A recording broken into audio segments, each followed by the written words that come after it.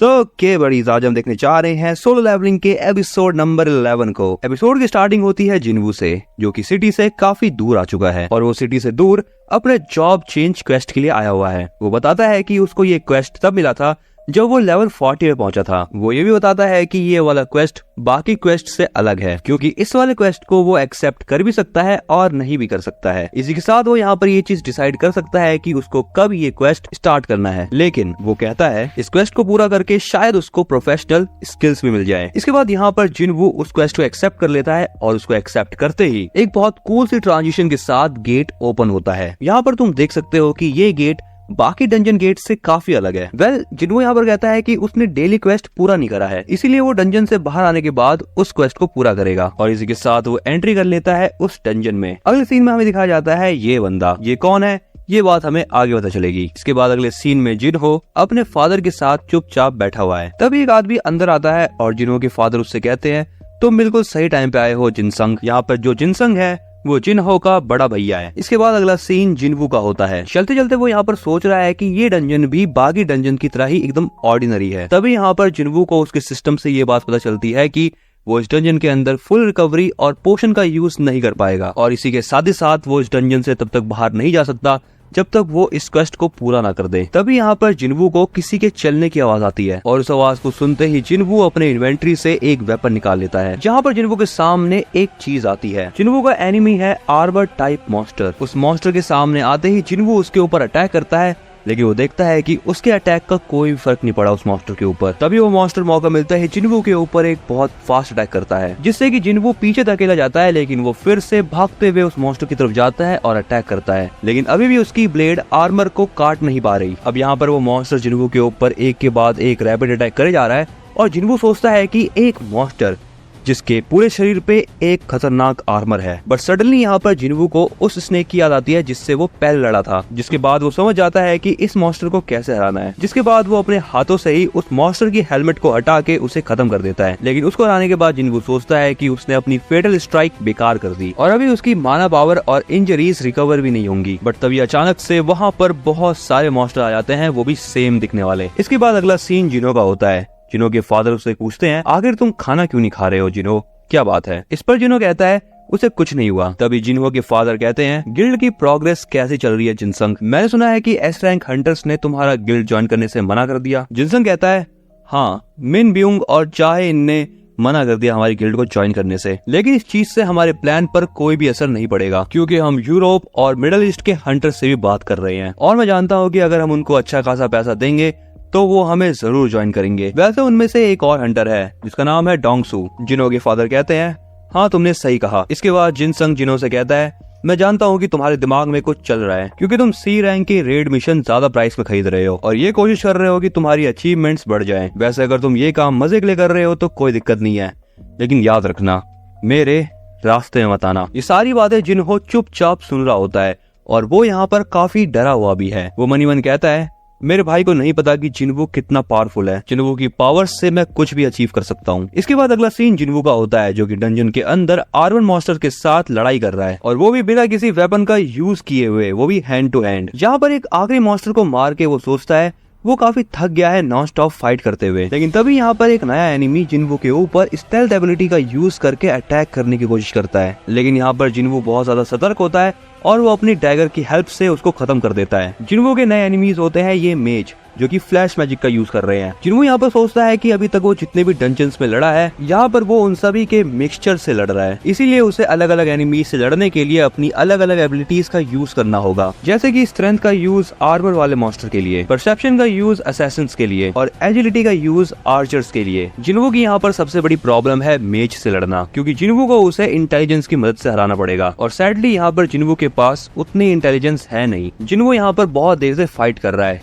इसलिए उसका सिस्टम उसे बताता है कि अब वो बेहोश भी हो सकता है, क्योंकि उसका फटीग यानी थकावट का लेवल 65 पहुंच गया है। अब यहाँ पर नेक्स्ट सीन होता है चोए के गिल्ड का, जहाँ पर वो अपने टॉप क्लास हंटर्स के साथ है एंड यहाँ पर ये लोग किसी फाइट के अंदर जाने की तैयारी कर रहे हैं। इसके बाद अगला सीन फिर से जिनवू का होता है, जहाँ पर उसने सभी मॉन्स्टर को हरा दिया है और वो काफी थक भी चुका है। और मॉन्स्टर को हराने के बाद जिनवू उन मॉन्स्टर्स के आइटम भी ले लेता है, जैसे कि उन आर्मर मॉन्स्टर से उनका आर्मर, और ये आर्मर इनविजिबल भी हो जाता है। जिनवू ये भी बताता है कि उसका थोड़ा सा लेवल अप हो चुका है और उसने कई आइटम्स भी जमा कर लिए हैं। ये सब करने के बाद जिनवू उस डंजन के अंदर आगे बढ़ जाता है। थोड़ी दूर चलने के बाद जिनवू को यहाँ पर एक बहुत बड़ा सा गेट दिखाई देता है, जिसे देखने के बाद वो खुद से कहता है, मैं नहीं जानता कि अंदर जो मॉन्स्टर है वो कितना पावरफुल होगा। अगर उसको बिना हराए मैं यहाँ से निकल भी नहीं सकता, इसलिए मुझे उसकी तोड़ देनी होगी। गेट को खोलते ही उसको एक हाई प्रेशर वाली हवा फील होती है, या फिर ये भी कह सकते हैं कि उसको एक अलग ही एनर्जी फील होती है। अंदर जाते ही वो देखता है कि वहाँ का स्ट्रक्चर एक किंग के हॉल जैसा होता है। तभी यहाँ पर जिनवू का ओपोनेंट उसकी तरफ आगे बढ़ रहा होता है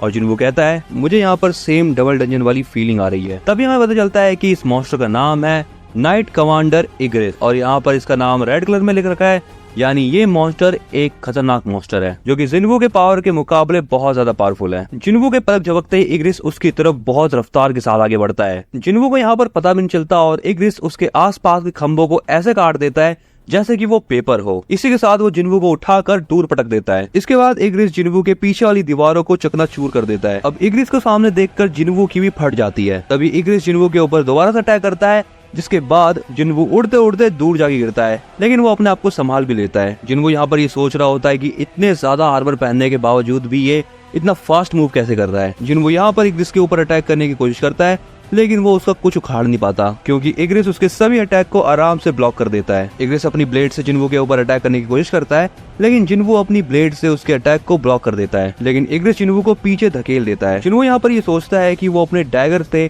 इग्रेस के आर्मर को नहीं काट सकता। इसी के साथ अब उसको खुद के ऊपर डाउट भी हो रहा है, क्या वो इग्रेस को हरा भी पाएगा या नहीं, क्योंकि इग्रेस उसके इमेजिनेशन से भी ज्यादा पावरफुल है। जिनवू यहाँ पर अब अपने डैगर को अपनी इन्वेंट्री के अंदर वापस रख देता है और वो अब इग्रेस से अपने मुक्कों से लड़ने की सोच रहा है। इंटरेस्टिंग बात यहाँ पर यह है कि जिनवू को देखने के बाद इग्रेस भी अपने सारे वेपन फेंक देता है। अगला सीन होता है गुन ही का। गुन ही यहाँ पर कुछ काम कर रहे होते हैं, लेकिन तभी यहाँ पर चीफ वू आके उनसे कहते हैं, आप घर नहीं जा रहे। गुनी बताता है कि उसको कुछ काम है, इसलिए वो सोच रहा है कि वो आज के दिन यही रुक जाएगा। अब यहाँ पर चीफ वो गुनही को बताते हैं कि फाइनली वो चीज स्टार्ट हो चुकी है। तभी यहाँ पर प्रेसिडेंट गुनही को चॉय का कॉल आता है। चॉय उनसे कहता है, थैंक यू कि आप एग्री हुए इस मिशन के लिए। गुनही कहते हैं, थैंक यू कहने की कोई जरूरत नहीं, तुम ही बार बार जेजू आइलैंड के बारे में मेंशन कर रहे थे मुझे। इसके बाद गुनी ये भी कहते हैं कि अगर कोई भी दिक्कत हुई तो वो खुद अपने आप सब कुछ संभाल लेंगे। चॉय बताता है कि जेजू आइलैंड सबसे खतरनाक आइलैंड है, लेकिन तब भी उनको ये वाला मिशन पूरा करना है। अगला सीन फिर से जिनवू वर्सेस इग्रेस का होता है। इग्रेस यहाँ पर जिनवू के ऊपर इतना फास्ट अटैक करता है कि जिनवू को कुछ पता नहीं चलता और वो जमीन के अंदर धंस जाता है। इसके बाद वो जिनवू को उठा के बगल वाले दीवार में पटक देता है,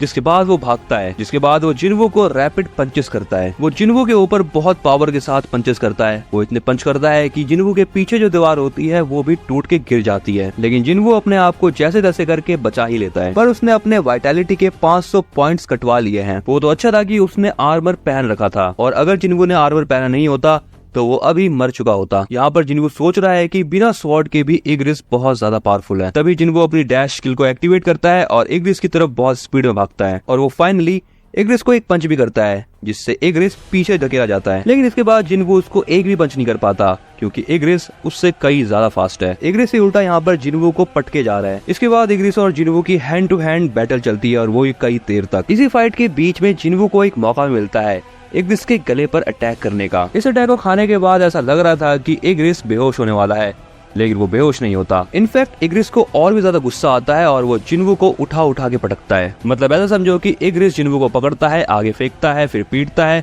फिर आगे फेंकता है, फिर पकड़ता है, फिर पीटता है, और यही सेम चीज वो कई बार उसके साथ करता है। यहाँ तक कि इग्रेस जिनवू को दीवारों पर घसीट के मार रहा है। मतलब हाँ, जिनवू को यहाँ पर रगड़ा जा रहा है, वो भी अच्छे से। अब यहाँ पर अगला सीन जिनवू के घर का होता है। जिनवू की बहन ने यहाँ पर जिनवू के लिए खाना बना के रख दिया है, और उसके ऊपर एक प्यारा सा नोट भी डाला है। और पता नहीं, ऐसा लग रहा है कि ये लोग शो करना चाह रहे हैं कि जिनवू खत्म होने वाला है, क्योंकि अगले सीन में जिनवू की मॉम को भी दिखाया जाता है। एनीवेज, इसके बाद अगला सीन फिर से इग्रेस और जिनवू का होता है। यहाँ पर जिनवू ने इतनी मार खाई है कि अब वो कुर्सी पे चुपचाप आराम से बैठा हुआ है, और इग्रेस उसके सामने खड़े होके उसके हिलने डुलने का वेट कर रहा है। ऐसा लग रहा था, लेकिन इग्रेस अपनी तलवार को अपने पास बुलाता है। इग्रेस जैसे ही यहाँ पर जिनवू के ऊपर अपने ब्लेड से अटैक करता है, जिनवू अपने हाथों से उसके ब्लेड को रोक देता है। जिनवू उठते हुए इग्रेस से कहता है, ससुर के नाती मैं हारा नहीं हूँ अभी तक। जिन्वू अपने डैगर को निकालने के साथ ही इग्रिस के गले पे अटैक करता है। इसके बाद वो इग्रिस को घसीटते हुए पीछे ले जाने लगता है, लेकिन इग्रिस जिन्वू के डैगर को अपने गले से निकाल लेता है, जिसे देखते हुए जिन्वू अपना दूसरा डैगर निकालता है और वो इस डैगर को उसके अंदर और अंदर तक घुसाता है। अब यहाँ पर जिन्वू रेज मोड में आ चुका है और वो लगातार इग्रिस के ऊपर अपने डैगर से अटैक करते जा रहा है और फाइनली यहाँ पर जिन्वू इग्रिस को डिफीट कर देता है। उसको हराने के बाद जिन्वू सोचता है कि उसकी किस्मत ने आज उसका साथ दिया, क्योंकि स्किल, स्ट्रेंथ और एक्सपीरियंस के मामले में इग्रिस बहुत ज्यादा पावरफुल है। अब यहाँ पर जिन्वू का सिस्टम उसको 4 रिवॉर्ड देता है। सबसे पहले गोल्ड कॉइन्स, उसके बाद इग्रिस का ये वाला हेलमेट, और ये हेलमेट एक S रैंक हेलमेट है। इस हेलमेट के हेल्प से 15% डैमेज कम हो सकते हैं। तीसरा रिवॉर्ड होता है स्टोन रूलर्स हैंड, और ये चीज क्या है